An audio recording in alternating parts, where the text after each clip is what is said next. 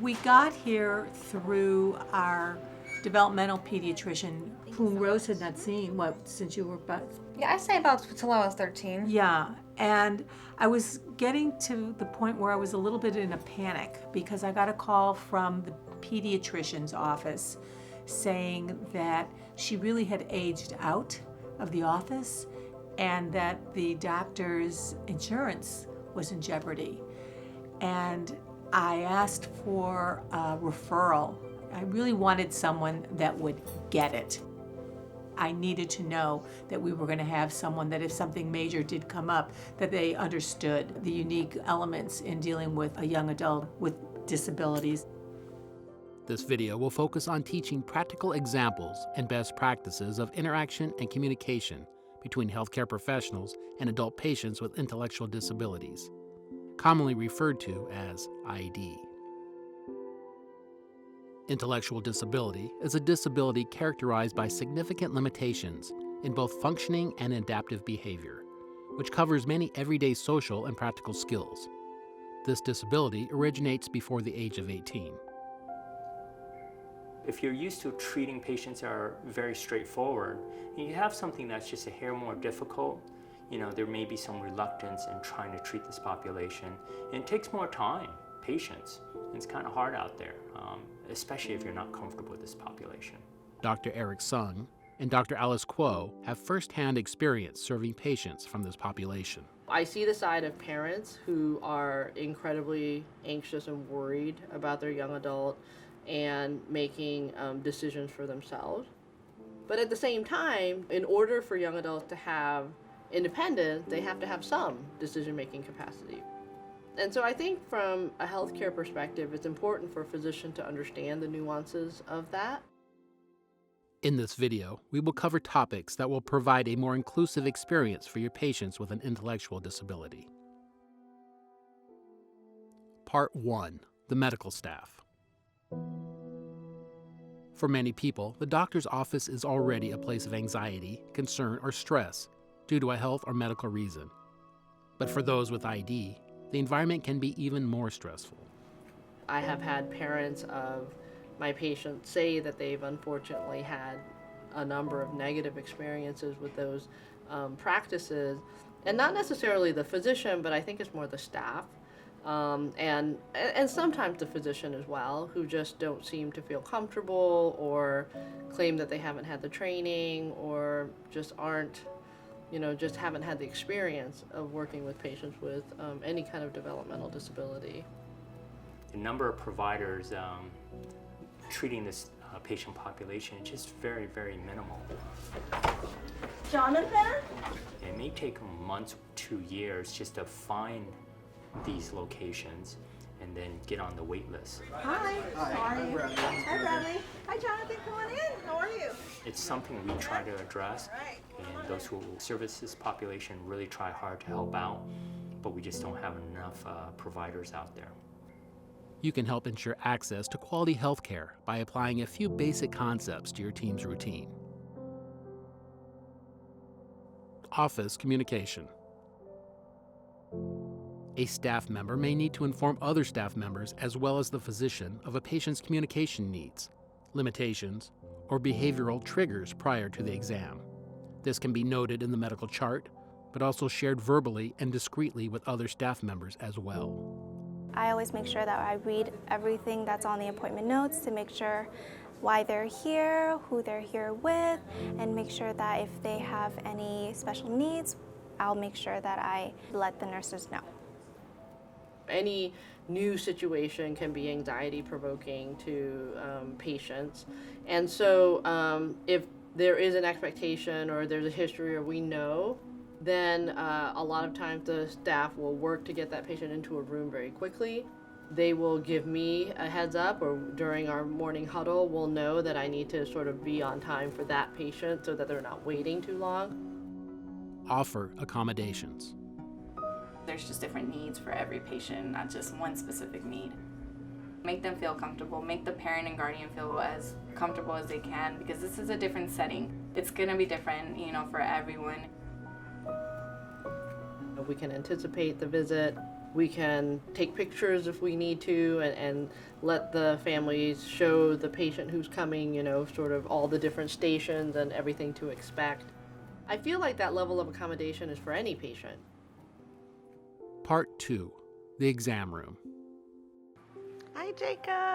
How are you? Nice to see you. I'm Lorena. Come on back. Staff and nurses play a vital role in setting the tone for the interaction. Assuming competence. Demonstrate assumption of competence by addressing questions and comments to the patient rather than to the caregiver or parent. Is it okay if I do your blood pressure? Yes. Okay. So it's gonna give your arm a hug, okay? It doesn't hurt. Okay. Like the ones at CVS. Like the ones at CVS. Relating the situation to a past experience can help relieve anxiety for patients with ID. Accessible discussion. During your patient discussions, use concrete terms more than abstract concepts. Use simple vocabulary and simple sentence structure. Avoid medical jargon, acronyms, and terms that have double or nuanced meanings. And if the information is more complicated, use visuals when possible in your explanations. From a training perspective, it's really sort of gauging yourself, like how much did the patient really understand? But I had to go to urgent care. Okay. Because Mom thought it would got bad. We got infected maybe? Or? It didn't get infected, but it looked like it was opening up. I see. Okay. When speaking with a patient, allow extra time for the patient to process the information and develop a response. Simple, direct sentences are important for those with communication difficulties. Was there any pain during the procedure or afterwards? Afterwards was fine. Uh-huh. And before that, a little scared. A little scared? Or were you I was scared when I was first in the hospital and when first registered in the end. Okay, you were a little anxious during that time? Yeah. Be sure to continually check for understanding. If needed, use the caregiver as a resource to ensure patient understanding. Can I ask that a question? Uh-huh. So any other thoughts about what happened? Personal space. There's a little anxiety, the touching part. You don't like the touching part? No. Exam. Your exam. My right? exam. When you have your annual exam. How come? It tickles. So can I go ahead and listen to you? I'm going to put this on your chest. Mm-hmm. Is that okay? Well, let me just slide this down. It's always best to ask before touching or assisting. Some patients with ID may have sensory defensiveness, which is a severe sensitivity to being touched and usually involves an adverse reaction. The person may respond by attempting to remove himself from the situation by having strong negative feelings about the activity. Last time dentist was, maybe she was 16, so since then nobody has seen her before. Okay. After that, she doesn't let anybody to touch her. Yep. She doesn't brush very well. A patient who is apprehensive or unfamiliar with any medical procedure can be reassured by the staff or physician demonstrating how a procedure will look, sound, feel, and what to expect. Tell, show, do is typically what we do for most patients. So what we do is explain to them what needs to be done, and so that's telling them. So for example, you, on your first time here, I would tell you, do you mind opening your mouth so I could do this? And sometimes, because you have a lot of experience with it, you know what's coming up next. You know, if I'm taking the air water syringe in your mouth, there's going to be air and water. But for some patients with intellectual disabilities, they may not understand what the heck that is. So I will tell them, I goes, look, this is my air water syringe, or this is my tooth counter. And then I will show it on a less invasive location, such as their hand. So this is actually my tooth counter, okay? So basically, if I, can I borrow your hand? So I'm actually gonna go ahead and touch it like this and count your teeth like that, okay? Is that okay? All right, down you go, okay? Explain in clear language each step of the procedure before and during. In procedures that are uncomfortable, allow time for breaks. Giving the patient as much control as possible helps ease the situation.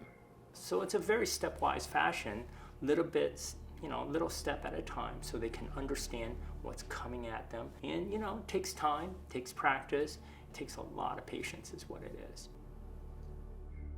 Part 3. Decision-making and obtaining informed consent. It really behooves us to follow ethical and moral standards, to really check to see that your patient understands the risks and the benefits of the procedure that they're about to take on, and to feel comfortable that the decision is being made appropriately, and that there isn't, a lack of understanding or a sense of coercion, or that you manipulate their fear or their anxiety or anything like that. You're due for a tetanus shot. All right. Okay, how do you feel about getting that? I'm okay with that if it's necessary. Okay, do you know what tetanus is? No. Okay, so I want to explain so that you understand why you need it. All right. Tetanus is a bacteria that we protect people against through vaccines.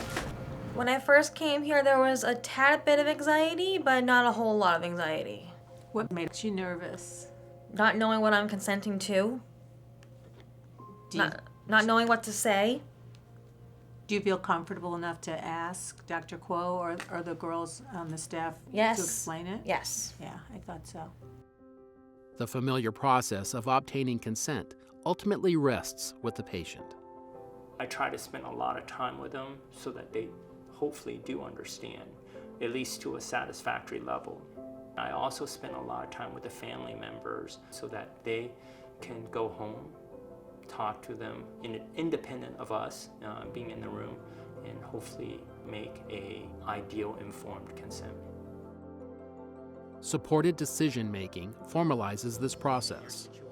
Your mouth is pretty small. The presence of a supporter should not cause a physician to question the decision-making capacity of a patient. So if 10 is like the worst pain ever, where are you? As with use of a language translator, the physician directs communications to the patient first and takes the patient's lead in how and when to address the supporter. The goal is to allow patients to maintain the maximum appropriate levels of autonomy. Patients with ID may use supported decision-making by selecting one or more persons, usually a family member, to provide support in medical decisions, such as simplifying medical terms or assisting with expressive communication. The default for many healthcare providers is to require conservatorship, also known as guardianship. This is the most restrictive option in regards to a patient's autonomy to make medical decisions, as it removes the patient's decision-making authority and gives it to someone else. It's important to really understand some of that without just inserting our own opinions and sort of weighing the pros and cons for each individual family situation. By improving your own awareness, knowledge, and communication within this community, you can help ease the health concerns of adults with ID. There's a lot of doctors that don't know how to work with special need kids. And his other doctors that we've dealt with, they know how to deal with special needs, which hasn't been all his life and experience. So it's nice to find the right doctors that have that right mesh with the family and with the patient. So it is good. Do you have any questions for me? Fine. You're fine. You're out of here, right? You ready? Do you want your toothbrush? Yep. For more information on specific guidelines for using supported decision-making in the clinic, visit supporteddecisionmaking.org.